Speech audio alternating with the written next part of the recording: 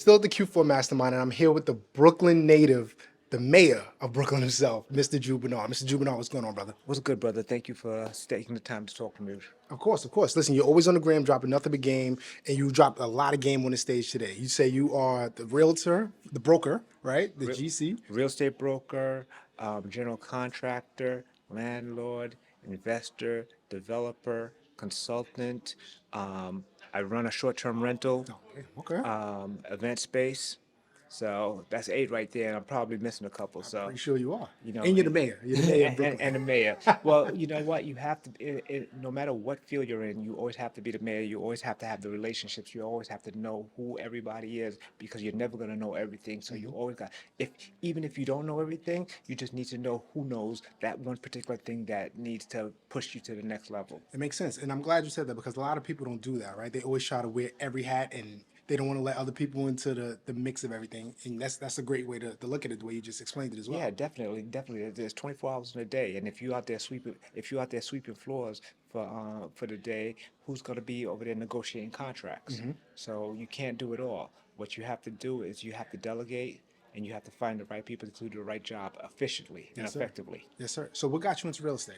I had a real pretty girlfriend, Okay. and no money, That could do it. and pretty girls and no money don't mix. Not at all. So I was actually thinking about this situation the other day because I actually thank her for all those life lessons that she taught me and motivated me to do better. You know, not being able to provide for somebody you love or somebody you care for is a rude and hard awakening. And at the end of the day, there's 24 hours in the day, and you can't work any harder. So you just have to work a little smarter. You know what I'm saying? Because poor people, what they do is they use their time and they use their back to Yeah. make money, whereas rich people, they use their money and they use their knowledge to make money.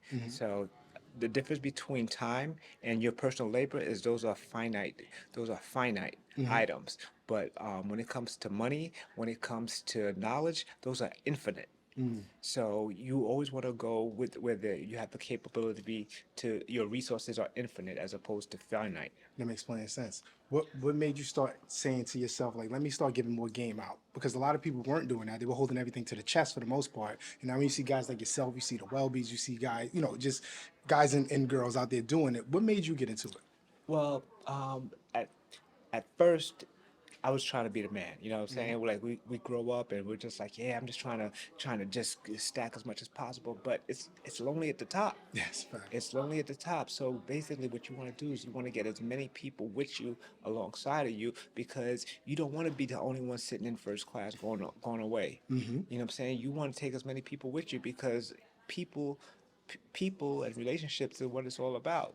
Yeah. So the more people that you could put on are the more people that could enjoy the fruits of their labor, and the more people that can also help push you up.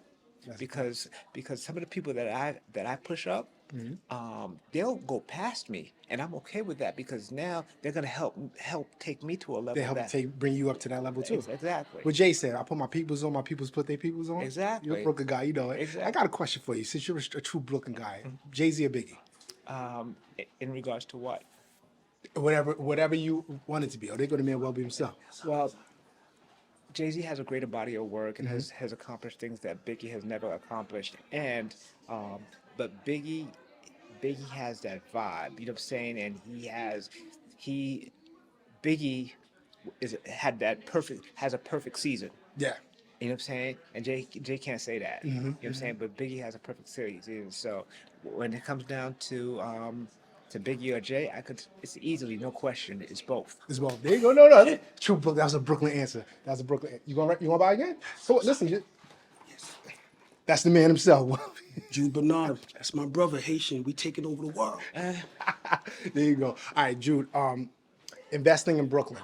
What made you start to invest in Brooklyn? Because I listened to a podcast. You actually lived in Queens at one point, right? I lived in I grew up on Queens. Southside Jamaica, Okay. Linden in the Van Wyck, Okay. right off of literally Linden Boulevard. What got you into investing in Brooklyn? After 9/11, um, So basically, everybody used to hang out in the city. You know what I'm saying? Like all the clubs were in the city. But in 9/11, when the towers came down, what I noticed was everybody was in Brooklyn. You know what I'm saying? Because it was right across the water, and they had all these little, cool little bars and places to hang out. So that's when I started to be down there, and I was like, oh wow, this is a vibe, Oh, I didn't and know that. and it was early too. And so that's what first drove me there. And I remember one time I was actually on the corner of I was on the corner of St. James and Fulton. I was rolling dice, rolling CeeLo, um, and I remember this was like around 2002. This girl had, this blonde hair, blue eyed girl had on shorts and sweatshirt, came through the cipher jogging with her Walkman. Remember that was Oh Walkmans. yeah. She had a Walkman holding it, and she kicked the dice, and she No. just kept on moving. And then everybody was just like, "Yo, what the hell?" Right?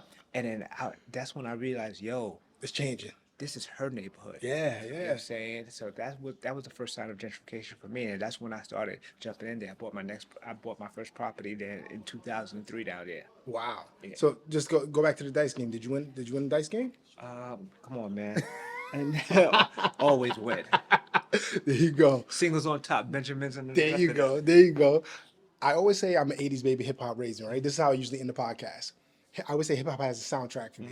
I can listen to a record and it could take me back to that moment. I can say it shaped me, right? In a sense. What record artists or anything in hip hop would take you back to like this is Jude Bernard. This is my soundtrack to my life. Andy up. Ooh. Andy up. Okay. Like to this day, if I have a situation to go deal with, whether I'm going to court, whether I'm going to go negotiate something, whether I am going to deal with a bad tenant, I throw Andy up and I'm just take chainsaw. Oh man. That's how I'm doing it. That's the Brooklyn Brawler right there. That's what's Exactly. up, Jude. I appreciate you, my man. brother. Thank you for everything All that you love, do, bro. man. We out. Thank you, man.